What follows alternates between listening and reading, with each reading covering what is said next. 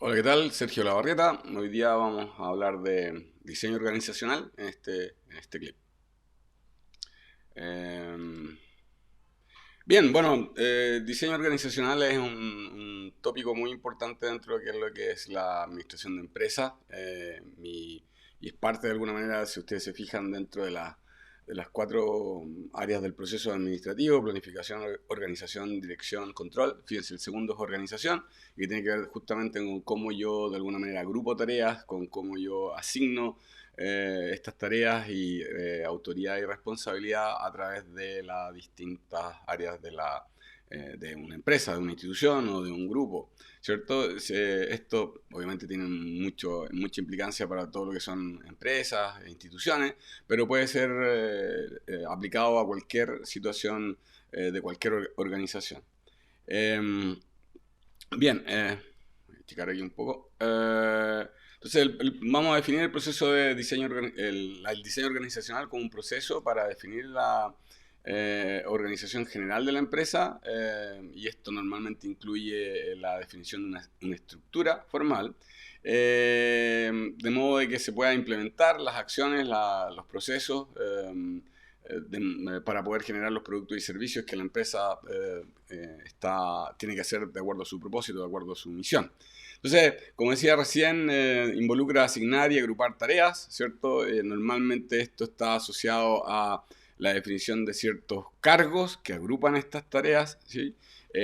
También implica el agrupar, pero separar estas tareas. Es decir, por ejemplo, si es que uno utiliza un tipo de organización funcional, los voy a agrupar y separar o departamentalizar por funciones. Entonces, las personas que hacen funciones, supongamos, de producción, todo lo que tiene que ver con transformación, producción, las voy a agrupar y además las voy a separar de las personas que hacen, por ejemplo, marketing y ventas. La gente que hace marketing y ventas está en otro grupo, se especializan en eso y tienen como responsabilidad esa área. Entonces, ese proceso de agrupar y separar o departamentalizar es una parte importante del proceso de diseño organizacional.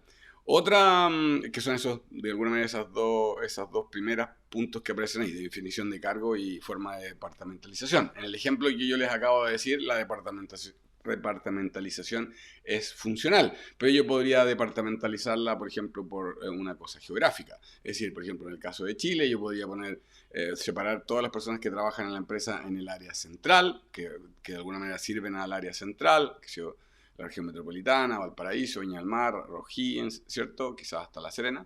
Y después podría poner la zona sur, que sé yo, desde Chillán hacia el sur, y la zona norte, desde Pasado La Serena o desde Valle, no sé, hacia el norte, ¿ya? Esa es una departamentalización, pero en este caso más geográfica. Y hay otras formas de departamentalizar. Las otras decisiones que son importantes dentro del proceso de diseño organizacional es cómo se reparte la autoridad o cómo se asigna la autoridad. Y eso tiene que ver con el número de niveles jerárquicos. Yo puedo tener una organización que es más plana, que tiene pocos niveles jerárquicos, ¿cierto? Dos, tres, ¿cierto? O puedo tener una organización más alta, que tiene más niveles jerárquicos. Alguna gente a esa le llama también una organización más jerárquica, que tiene más niveles jerárquicos, ¿cierto? Eh, el que haya una jerarquía, recordemos que está asociado a quién toma decisiones, ¿cierto? Ese es un elemento central de lo que es el diseño organizacional. En el fondo, cuando yo diseño una organización y entrego autoridad, le estoy diciendo a algunas personas que tienen el poder de tomar una decisión por sobre los recursos que tiene la empresa. Recursos que pueden ser materiales, ¿cierto? Dinero normalmente, o insumos, recursos, pero también sobre recursos humanos. Ellos tienen la autoridad de pedirle a otra persona que depende de ellos o que están bajo su autoridad, de que hagan ciertas tareas, obviamente dentro de lo que corresponde al cargo y a las funciones de la empresa. Pero le puede pedir hacer una tarea específica, puede cambiarle las tareas, puede decir priorizarle las tareas, puede decir que haga esto antes o después, puede instruirlo respecto a cómo hacer las tareas, puede de alguna manera darle una instrucción de privilegiar ciertas cosas versus otras. Es decir, tiene autoridad sobre, de alguna manera, las personas que están a su cargo. Ahora, asociado a esa autoridad está la responsabilidad. Si es que alguien toma una decisión, ¿cierto? El que tiene la autoridad toma una decisión, implícito dentro de eso va la responsabilidad. Ahora, una cosa interesante es que si yo delego esa autoridad, por ejemplo, una jefatura delega esa autoridad y la delega a un tercero, digamos un subordinado, que si el jefe se lo delega al subordinado y el subordinado lo hace a su pinta, digamos, lo hace de la manera que él cree que es la mejor manera y se equivoca, o hay un error, o hay un atraso, esa persona, la que hizo la tarea, digamos, el subordinado, obviamente también tiene responsabilidad porque él tomó la decisión y se equivocó, se atrasó, lo que fuere. Pero el que delegó la autoridad no delega la responsabilidad. Él mantiene esa responsabilidad. Él sigue siendo responsable por lo que hizo la otra persona. Y ese es un punto muy importante dentro de lo que son los principios de diseño organizacional. Un último punto que aparece ahí, fíjense, el 4 aparece ahí, es que normalmente cuando uno diseña una organización tiene que estar preocupado de los mecanismos de coordinación. A veces la coordinación se hace solamente por la jerarquía, ¿cierto? A través de la jerarquía de la misma organización. Pero fíjense que, por ejemplo, si es que yo tengo unidades que pertenecen a distintos departamentos, que yo dije que los departamentalizaba, por ejemplo, el área de producción y el área de marketing. Entonces, digo, una manera de que haya coordinación es que los jefes de cada área se comuniquen, ¿cierto? Esa es una manera de coordinarse.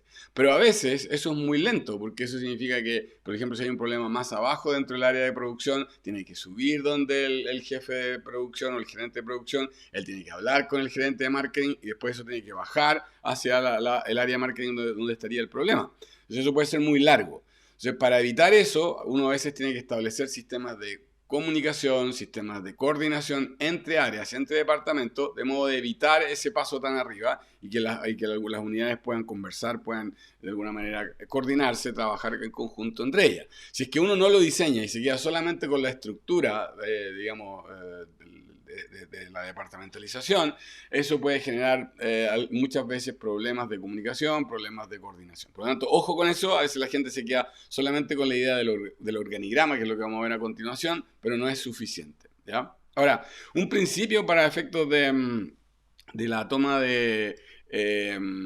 digamos, de la asignación de los derechos de decisión, un principio importante es el que ojalá a las personas a las cuales se les asigne ese derecho de decisión, o sea, a las cuales se les delegue o se les entregue, perdón, esa autoridad, sean personas que tienen la información y el conocimiento necesario, que tengan las competencias para tomar esas decisiones. Ese es un principio muy importante de cuando ustedes estén pensando ¿a quién debería estar a cargo de esto? Uno debería pensar, bueno, las personas que tienen el interés, por un lado, es cierto, pero lo más importante, que tengan el conocimiento, que tengan de alguna manera la información y el conocimiento para tomar las mejores decisiones posibles. Ahora, ¿qué influye en el diseño organizacional? Bueno, hay varias cosas, pero las más importantes aparecen acá. Fíjense, la estrategia. O sea, se supone que uno hace una organización o organiza, digamos, estructura para lograr que la empresa haga la estrategia que ha definido, logre cumplir con su misión, logre hacer la estrategia para producir y vender sus determinados productos de manera satisfactoria en el mercado.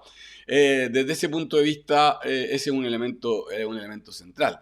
Recordemos que esto puede pasar también en organizaciones sin fines de lucro y en instituciones, por ejemplo, instituciones gubernamentales. Pese a que ellos a lo mejor no tienen un objetivo de rentabilidad, sí tienen un objetivo de eficacia o de eficiencia, ¿cierto? En términos de lograr una mayor cantidad de servicios, una mayor cantidad de atenciones. Por ejemplo, un hospital público puede tener como objetivo el tener una mayor cantidad de atenciones y puede tener como objetivo un objetivo financiero, el que no tenga pérdida, el que tenga un balance, digamos, equilibrado, que no haya pérdida en el servicio y que en el año, digamos, y que se maximice, que se aumente la cantidad de atenciones, que sea de operaciones o de atenciones al público. Entonces siempre, a pesar de que haya digamos, no se trata de una empresa privada, igual van a haber una estrategia para lograr esos objetivos, van a haber planes como marketing, operaciones, etcétera, para cumplir esa estrategia, y la estructura o el diseño organizacional debiera estar consistente o debería ser consistente con aquello.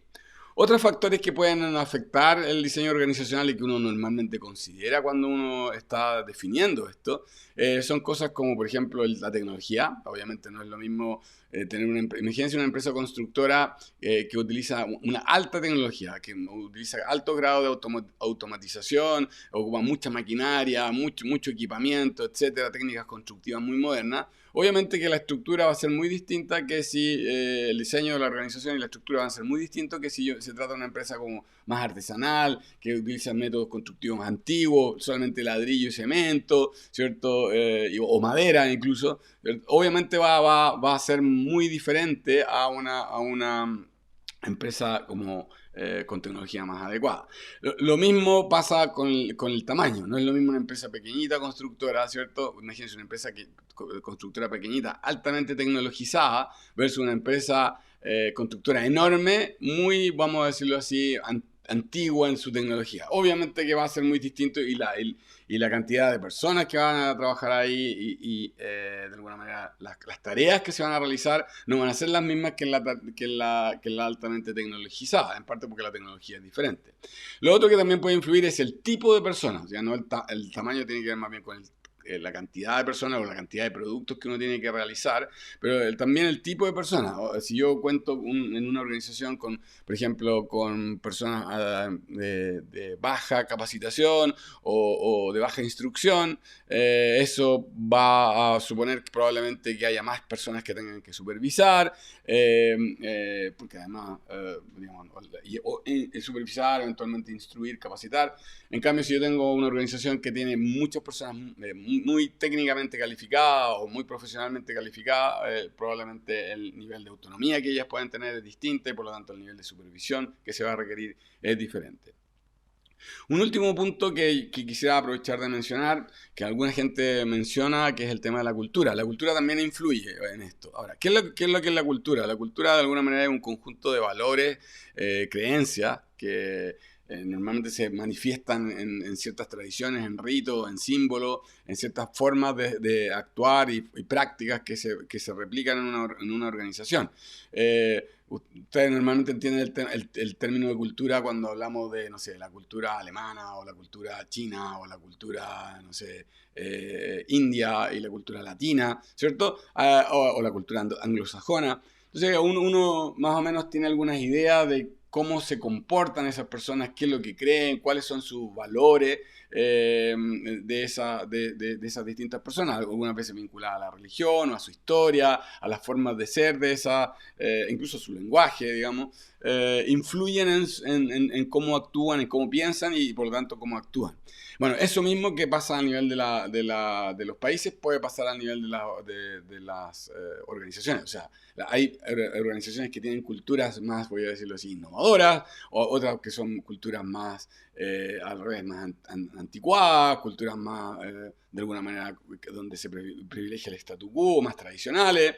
Otras van a ser culturas más rápidas, donde todo es dinámico. Otras van a ser culturas como más lentas o estables. Entonces, en las organizaciones también se produce este fenómeno cultural y hay diferencias entre culturas. Por ejemplo, hay bancos que son muy tradicionales y otros bancos que tienden a ser como más innovadores en términos de su cultura y la gente uno la nota, ¿cierto? Esa cultura también puede influir en términos de qué diseño organizacional pudiera ser más adecuado para una determinada organización, ¿ya?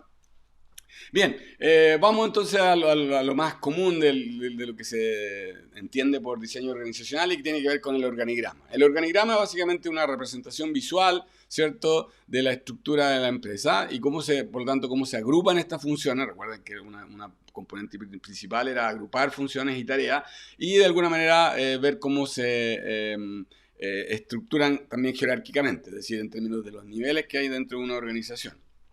Ahí tenemos dos ejemplos de estructura. En este caso, los dos tienen que ver con una departamentalización de tipo funcional. Fíjense que en la izquierda, en la que aparece a la izquierda, además de que es un poco más compleja que la de la derecha, en la de la izquierda el gerente general depende de un directorio, que es como el representante del dueño, ¿cierto? El board. Después aparece un segundo nivel, que es el nivel de los gerentes o directores, en este caso así se les denominó, pero como gerente se llama a veces tradicionalmente acá, por lo menos acá en Chile, de marketing, de personas, de finanzas, de director técnico, etcétera, y se tomó un departamento, el área de recursos humanos o personas, y ahí se encontraron, en este caso, a eso le llaman gerentes, ¿cierto? Que están por debajo, en este caso, de los directores, gerente de selección o gerente de desarrollo de carrera, gerente de personal. Y es esa misma, y probablemente debajo de cada uno de esos gerentes o un grupo, digamos, habrían algunos analistas o algunas personas que están por debajo de él. Entonces, uno podría suponer que al menos habrían 5 niveles si es que uno cuenta el directorio. El directorio, el gerente general, los directores que aparecen ahí, después, que recuerdan, estos directores son como los gerentes, utilicen eso, ¿ya? Y abajo aparece el gerente de selección, el gerente de desarrollo, y por debajo de eso habrían o jefatura o analistas, ¿ya? En la estructura o en el organigrama de la derecha aparecen, bueno, un poco más sencillo, no aparecen los niveles más abajo. Fíjense que este es más simple, es como lo que yo les explicaba antes. Cuando uno tiene menos niveles es más fácil de alguna manera verificarlo. Pero bueno, ahí tengo gerente general, tengo el gerente de finanzas, gerente de marketing, gerente de recursos humanos, gerente de producción, gerente de venta. Pero fíjense una cosa interesante que aparece ahí, aparece un cargo distinto, que es el de asesoría legal, ¿cierto? La asesoría legal o el encargado de asesorías legales, fíjense que aparece vinculado con una línea punteada ahí a esa línea que está entre el gerente general y los demás gerentes. Entonces, eso es lo que está indicando esa línea punteada, es que esta es una relación de staff o asesoría. Eso es una cosa importante. Cuando hay líneas rectas, o sea, líneas rectas, cuando hay líneas continuas, ¿cierto? Eso significa que hay una relación de línea o una relación de autoridad. Significa que el gerente general tiene autoridad por sobre los otros que están ahí, los otros gerentes que están ahí abajo a la derecha, ¿cierto? Entonces, y que los gerentes de finanzas, etcétera, le reportan al gerente general y en algunos casos le tienen que pedir la opinión o la autorización dependiendo del tipo de decisión. En cambio, el asesor legal, que si bien aparece por sobre los gerentes, ¿cierto? Asesorando de alguna manera a la gerencia general, ese asesor legal tiene solamente un rol de asesoría. Por lo tanto, si yo tengo una duda, si el gerente general tiene una duda respecto a una decisión, por ejemplo, no sé, hacer un contrato con algún proveedor o hacer un contrato con algún distribuidor y yo le pido la opinión al asesor legal, esa es la opinión. Él te va a hacer una recomendación o esa persona te va a hacer una recomendación y tú tendrás que ver qué decisión toma. Tú puedes eventualmente delegarle y decir, ¿qué más? Dígame qué es lo que tengo que hacer y yo lo voy a hacer. Eso es cierto, pero fíjense que ustedes igual mantienen la autoridad. Finalmente la autoridad es de uno. Ahora, a veces hay una confusión. Entonces, porque a veces el gerente general le puede entregar esto al asesor legal y el asesor legal se puede creer de que él está como por sobre los gerentes. Y eso no es así. El asesor legal solamente, o sea, el asesor legal no le puede dar instrucciones a los gerentes. Le puede dar asesoría, pero no le puede dar instrucciones.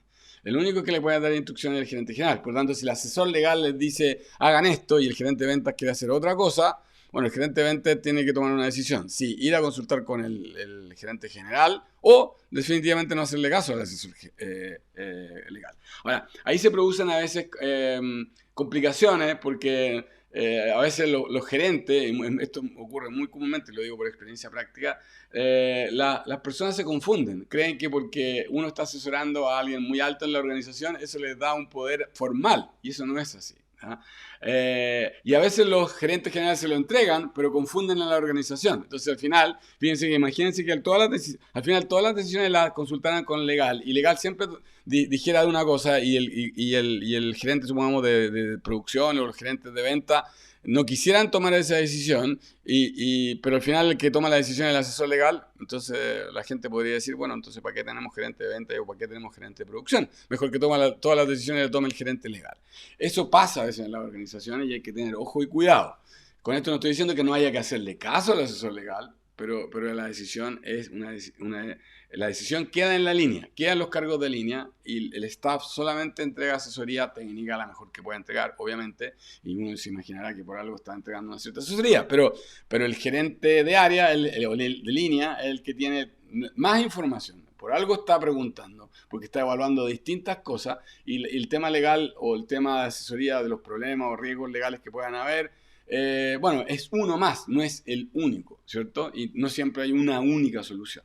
Bueno, normalmente hay asesores legales, por ejemplo, pueden haber las áreas de, a veces en algunas compañías está el área, por ejemplo, de relaciones internacionales o el de relaciones institucionales con otras instituciones. A veces puede ser el área de informática, algunas veces está como staff, no siempre, últimamente por la importancia se ha puesto más en la línea, pero algunas veces aparece como staff. Entonces hay que tener ojo con esos cargos de asesoría.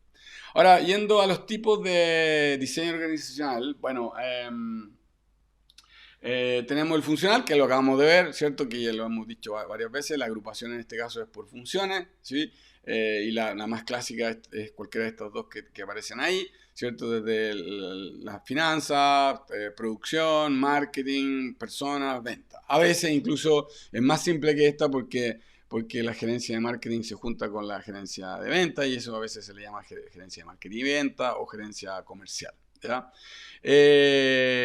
Ahora, y bueno, y la que aparece abajo es un poco más, es un poquito más compleja, pero básicamente se le agregó ahí un cargo de asesoría, no es mucho más. Entonces esa es la estructura funcional, que es una de las más comunes, la que más se utiliza, porque si ustedes se fijan, cuando vimos operaciones, ¿cierto? Muchas de las áreas, ¿cierto? Están organizadas como en función de los procesos que hay que hacer, ¿cierto? O sea, hay que hacer procesos de compra, hay que hacer procesos de marketing y venta, hay que hacer procesos de transformación. Además sabemos que hay tareas de personal porque hay que contratar, hay que de alguna manera mantener al personal y además hay tareas que están en el área financiera, de conseguir las platas, de conseguir financiamiento, de invertir la plata si es que uno está ganando, e invertirla mientras para que no pierda valor, ¿cierto? Entonces, esas son como tareas que normalmente hay que hacer dentro del proceso normal de cualquier organización y es bien genérica. O sea, esto pueda servirle a una empresa de servicio, una empresa, por ejemplo, que sea un hospital, le podría servir esto que sea una fábrica de alimentos o a un banco. Todos tienen más o menos las mismas funciones y por lo tanto, en ese sentido es bien es muy usada, es una de las estructuras más usadas y por eso se ve normalmente, uno le dedica bastante tiempo. Bueno, adicionalmente a esta funcional que aparece ahí, que ahora la tenemos a la izquierda, están voy a borrar porque estoy tapando, voy a tapar esta de aquí ahora. Están las divisionales. Divisionales es cuando yo divido por un criterio distinto al de funciones, ¿cierto? Y las maneras más comunes por las cuales yo voy a dividir o agrupar o departamentalizar es por esas tres que aparecen ahí. Yo ya mencioné la por área geográfica, que es la que aparece ahí abajo. Fíjense que ahí utilizamos una por área geográfica por países. Entonces imagínense una empresa que está presente en distintos países, que sé yo, como era Falabella hace un tiempo atrás, o como puede ser, no sé, Cencosud. Entonces yo voy a tener una gerencia general de Chile para las operaciones en Chile, una gerencia general para las operaciones en Perú y así sucesivamente para los distintos países en los que esté. Algunas veces las operaciones en otros países son más pequeñas, entonces a lo mejor yo podría tener gerencia general de Chile y además gerencia general de Perú y Colombia juntos y la gerencia argentina separada. Bueno, va a depender un poco ahí ahí se nos mete, fíjense, el factor tamaño, depender de la cantidad de unidades que yo tenga en esos países, por ejemplo, de locales o de la cantidad de personas, se va a justificar o no el tener más separado o también por las características de los mercados locales. Si es que la competencia es muy distinta en un lugar, a lo mejor se justifica el tener como un área separada, o si es que los patrones de competencia son similares, los clientes son similares, los competidores son similares, quizás se puede agrupar en conjunto. Otras formas de departamentalización son por clientes. Por ejemplo, en algunas empresas, fíjense, por ejemplo, en el caso de las telefónicas o de las que se dedican a telecomunicaciones, ¿cierto? Hay empresas, hay a veces áreas que se dedican a clientes hogares o clientes personas hogares, ¿sí? Con el público común. Hay otros que se dedican al mercado de empresas, o sea, todo lo que son empresas, en pequeñas y medianas, y hay otros que se dedican, por ejemplo, a las grandes corporaciones o a las grandes empresas. Hay otras compañías que además agregan un cuarto tipo de cliente, a veces, por ejemplo, cuando uno las clasifica así, que son instituciones gubernamentales, porque a veces tienen otra manera de comprar, tienen otras formas de licitar las compras, entonces la atención también tiene que ser a veces un poco distinta. O sea, eso es por cliente. Yo puedo clasificar los clientes de distintas maneras, grandes, pequeños clientes, como un poco aparece ahí, pueden ser también clientes que sé yo, por industria, ¿cierto? Pueden haber algunos clientes, yo soy cliente de industria de la salud, clientes de la industria de la educación, clientes de la industria, que sé yo, de la producción. Esa es otra manera de departamentalizar por cliente. Y la otra es un poco por producto. Fíjense, por ejemplo, en el caso de la CCU tiene productos de alimentos, tiene productos de bebidas gaseosas, tiene productos, qué sé yo, bebidas alcohólicas. Bueno, una manera de departamentalizar también podría ser esa, ¿ya? Entonces tener divisiones que sean bebidas gaseosas, bebidas alcohólicas, alimentos, qué sé yo, y otros, ¿no? Entonces esas son formas divisionales o de estructura divisional. Eh, Hay otras que cuando ya se pone más complejo, ¿cierto? O sea, en el fondo la estructura multidivisional es cuando ya son demasiadas divisiones y por lo tanto el ramo se va expandiendo. Entonces fíjense que en este caso tenemos en un primer nivel hay uno diría, bueno, pero esto es una estructura divisional por geográfica, ¿cierto? Tengo gerencia de división de Asia, América, África, Europa, Medio Oriente. Sí, es correcto. Pero fíjense que después, al interior de la división Américas, tenemos, qué sé yo, América del Norte y Centroamérica y América del Sur. Entonces tenemos nuevamente dentro de la división, de una de las divisiones, tenemos nuevamente otra departamentalización en base a divisiones, en este caso también geográficas. ¿Sí? Entonces por eso como forma M, por eso se llama M-form, porque como que las M van bajando hacia abajo, ¿cierto? No paran en el primer nivel, sino que después incluso siguen más divisiones o departamentalización utilizando divisiones. Entonces esta es una estructura bien compleja, obviamente las empresas más grandes tienden a utilizar las empresas que son multinacionales, empresas que operan en muchos países del mundo, tienden a tener estructuras multidivisionales que le agregan alguna complejidad importante. Imagínense, por ejemplo, alguien que está dedicado al mercado del cuidado del hogar en Chile, que depende del Cono Sur, y eso depende de la división de la América, y eso de ahí depende del gerente general, alguien que quiera tomar una decisión importante, una innovación, muchas veces tiene que subir muchos niveles para lograr que esto se apruebe, y esto algunas veces puede enlentecer el funcionamiento, y por lo tanto estas empresas tienen que establecer mecanismos de coordinación, procesos, procedimientos que traten de agilizar esto y traten de que no sea tan lento, tan burocrático el proceso de toma de decisiones.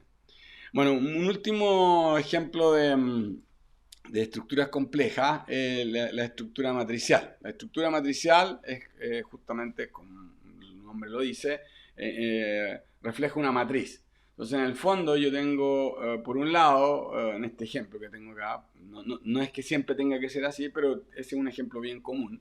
Entonces, yo tengo, por ejemplo, una estructura funcional, ¿sí? O sea, tengo fíjense, el gerente funcional 1, el gerente funcional 2, el gerente funcional 3, supongamos el gerente de producción, el gerente de marketing y el gerente de finanzas, ¿sí? 1, 2 y 3. Y por otro lado tengo una gerencia por proyecto o por cliente, gerente o geográfica, gerente de geografía A, gerente de proyecto geografía B, gerente de proyecto geografía C.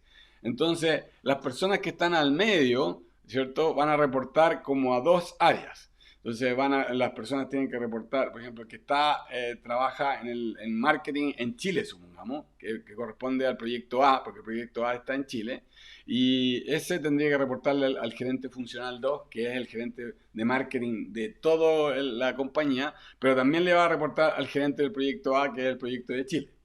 Entonces, una cosa mala es que yo tengo una dualidad de mando, porque le tengo que reportar a dos gerentes o a dos áreas distintas. Una que va a estar en Chile, el gerente de Chile o el proyecto A, y otro al gerente de marketing general, global de la compañía, que puede estar, supongamos, en España o que puede estar en, qué sé yo, en Miami. Entonces, y obviamente la gerencia de marketing puede tener su necesidad y el gerente del proyecto puede tener otro. Entonces ahí uno de los problemas que surge es, bueno, ¿a quién le respondo? ¿A quién le doy prioridad?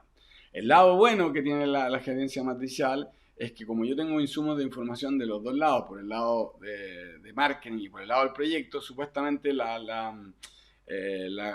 se puede compartir información mucho más rápido, no es tan burocrático desde ese punto de vista, y las personas que tienen que tomar la decisión, que están como en el cruce, ¿cierto? Ahí van a tomar la mejor decisión, porque les va a llegar la información de la matriz, del área de marketing, y les va a llegar la información también en general de lo que es del proyecto, por ejemplo, acá en Chile. ¿Ya?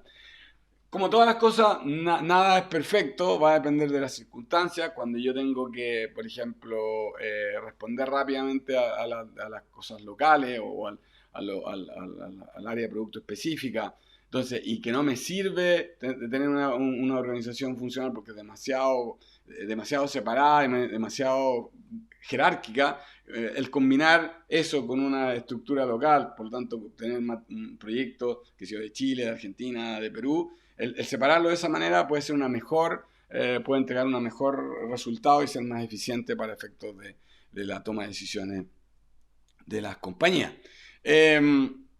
Bueno, una última cosa, siempre pensar, volviendo a como comenzamos, es que las actividades, los procesos, por ejemplo, yo aquí les puse una diapositiva que es la diapositiva del área de operaciones, pero también podría enfatizar el área de marketing, también podría enfatizar las tareas que hay que hacer en personal, también las tareas que hay que hacer en finanzas. Las distintas operaciones en las distintas áreas tienen que de alguna manera estar traducidas y reflejadas en la estructura. Tienen que quedar reflejadas en quién estará a cargo, quién las realizará, porque hay muchas de esas actividades que aparecen en esos planes, en esos procesos, que tienden a ser reiterativas o se repiten en el tiempo y que requieren ciertas competencias específicas. Bueno, esa tiene que estar establecida, por ejemplo, en cada uno de los distintos cargos que se van a incorporar dentro del diseño de una organización o la estructura de una organización. Bueno, es un área importante de las organizaciones y del trabajo que hacen los gerentes. Los gerentes regularmente están haciendo algunas modificaciones a la estructura o al diseño organizacional. Por ejemplo, están perfeccionando un cargo, están completándolo o lo están rediseñando. A veces tienen que agregar cargos, a veces tienen que agregar niveles dentro de la jerarquía de la organización, ¿cierto? Por ejemplo, cuando la empresa está creciendo, a veces yo tengo que agregar otros cargos que antes no existían, porque se empieza a poner muy complejo que alguien haga de todo. Entonces tengo que separar las actividades y tengo que crear cargos. Entonces, fíjense que esto de diseñar estructura, claro, uno lo dice, bueno, pero esto lo hace, no sé, como el dueño, lo hace el gerente una vez al inicio y después como que no se hace mucho más. Es cierto que el diseño de la estructura general de la empresa es difícil que se haga constantemente, pero en la labor que hacen los gerentes diariamente o mensualmente o periódicamente, se hacen pequeñas modificaciones a la estructura que de a poco, si uno va sumando las decisiones que se van tomando en distintas áreas, van transformando la estructura y por lo tanto cada cierto tiempo es necesario revisarla, chequearla, y ver si es que es la correcta o no la correcta de acuerdo a la estrategia, de acuerdo a los planes que yo tengo, de acuerdo al tamaño que tiene la compañía, de acuerdo a la tecnología, de acuerdo a los mercados en que está tratando de servir. Bueno, eso es diseño organizacional. Nos vemos en la próxima. Sergio Labarreta.